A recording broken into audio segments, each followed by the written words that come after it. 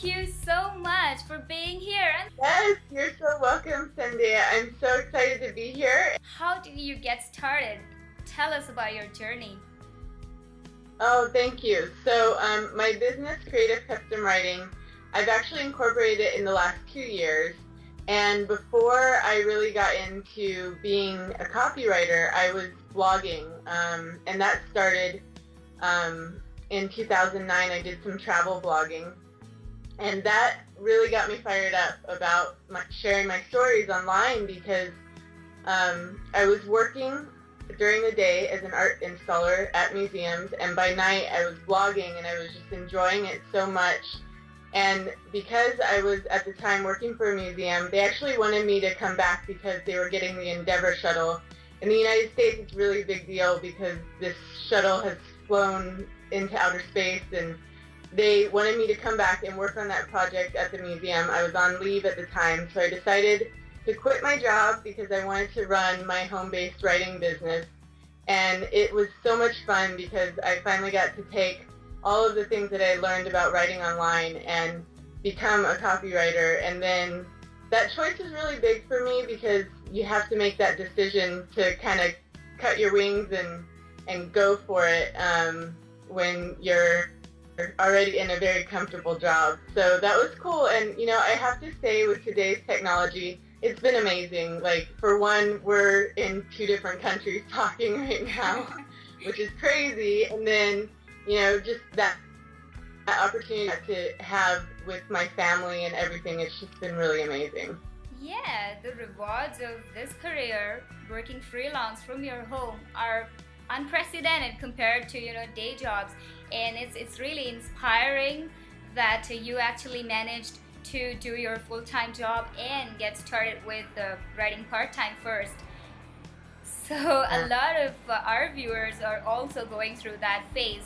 They are in their day job but want to get into this lucrative field of online writing, but they're scared because they're not aware of the exact steps and how it is out there, because it is different, right?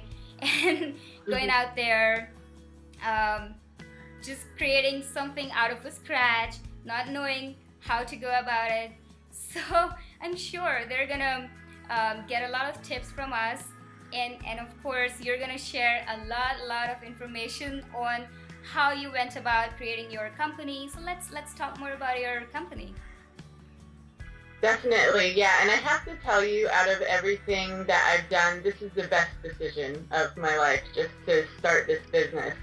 And I built my online writing career by reading a book called The Well-Fed Writer by Peter Bowerman. It's actually a little outdated now. When you read the book, at least the version I had, he was talking about faxing people and all these like old school ways of reaching out. So we're really lucky that we have, again, all that technology. So I really took advantage of technology when I started my business, and I just stayed hungry for new resources along the way because there's so much out there, and you can learn about business acumen very quickly if you just leave yourself open to it and go online and look for information that really will help you as a copywriter.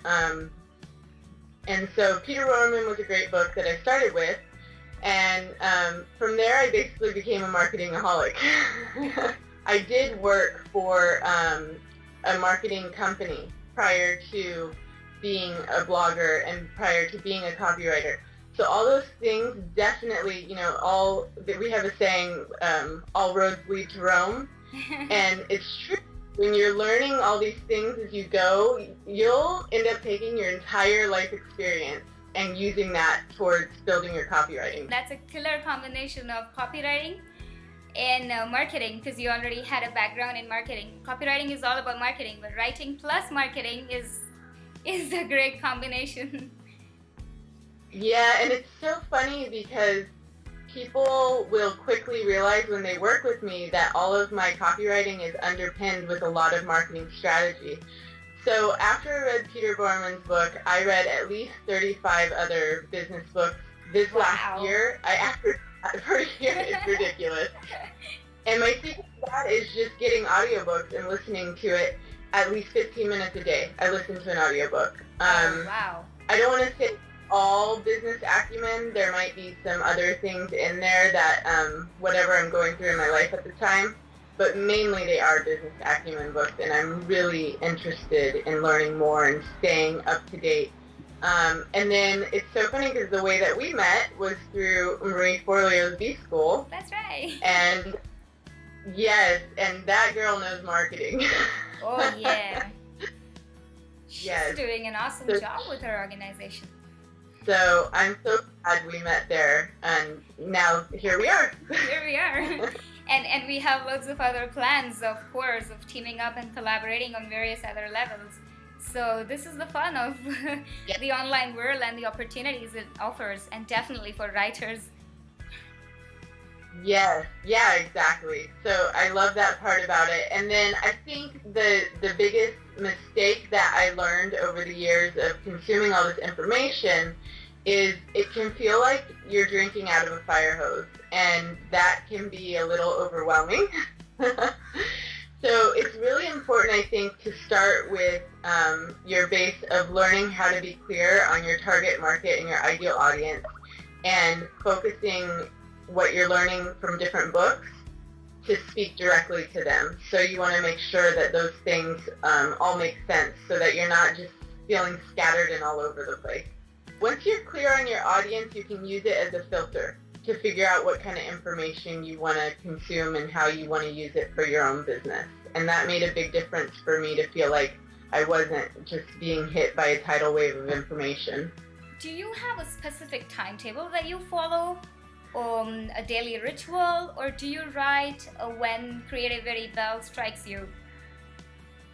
Oh, I like that question. So I have actually a pretty tight writing schedule that it ideally starts on Tuesday and ends on Thursday. I try to keep all of my assignments in that window of 3 days. Not all of my projects are built like that.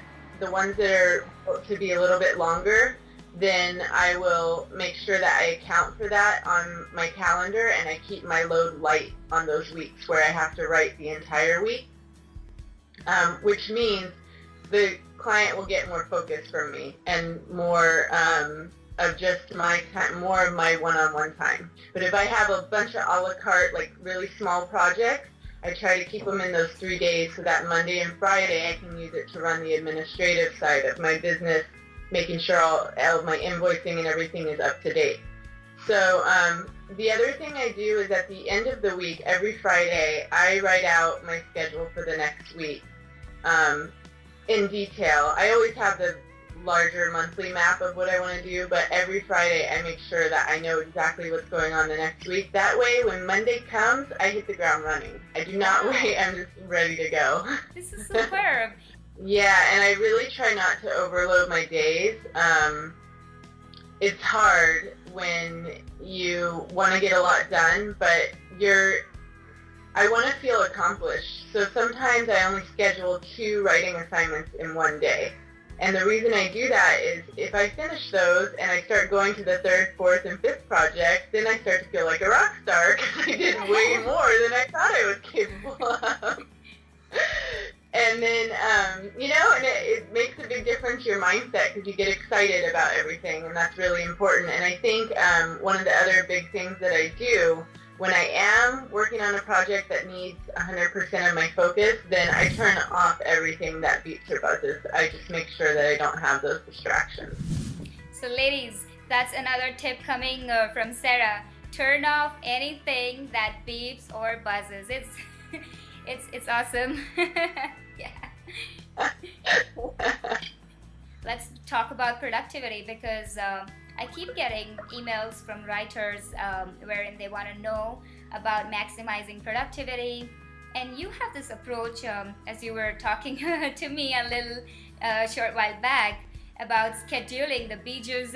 How do you say that? Jesus. Out of your work week. So can you tell our women about that?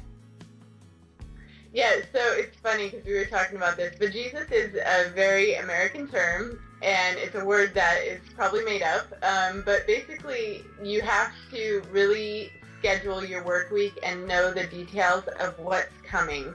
And so that allows me to block out time for my projects, and it lets me respectfully let people know, clients, friends, everybody, this time is already dedicated to something, so I don't overlap. And it's funny because my packages are written on my website like different vacations. So, and these are, again, probably very American terms, but there's the summer vacay and the, honeymoon package, and there's weekend warrior. And so all of those terms are based on how many days we'll be working together. So they'll work with me for the weekend warrior 2.5 days. And I block out those days just for one client. And I let everybody else know those days are already taken. So it really creates this time where everybody knows my boundaries and they can be respectful of it. We talked about me being a travel blogger, so I tried to keep it, all of my packages, travel related because that's part of what I'm passionate about. So yeah. I love the terms. I love the packages. Thank you. Yeah, you have to have fun with it. I mean, and it has to come from your own personality, I think, because people are going to know whether or not it's really something to do with you, Exactly. because everybody who knows I love travel. A lot of writers really worry about finding their voice, exactly what you were talking about. In your case, you're saying that it's pretty easy because it's you who's writing. But if you're ghostwriting for a client, it's difficult, right, to write for client A in his voice and client B in his voice, or client C in her voice. So a lot of writers really struggle and find it difficult to A, get back to their own voice, and B, get into the client's avatar and don their voice. So what do you have to say on that? Well, you have to be a chameleon, definitely, and I think you have to set it up where when you're starting to work with somebody, you find all that information out, and just through intake forms, finding out what their personality really is like, asking them some very leading questions to figure out what they like to do in their spare time.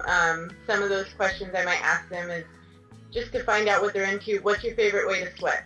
And then I learn, because that's very specific. Each person has a different thing that they like to do. I like to do high-intensity workouts, and I like to dance ballet. All those things are very much my personality. So when you just start asking those sort of like almost magazine editorial type questions, that's when their personality comes out. You get to use it, and then transitioning from one to the next, that's the art of writing. That takes time. But I think as long as you ask those questions up front, it should be a little bit easier, for sure. Alright, ladies, so I hope you enjoyed this episode with Sarah Grear.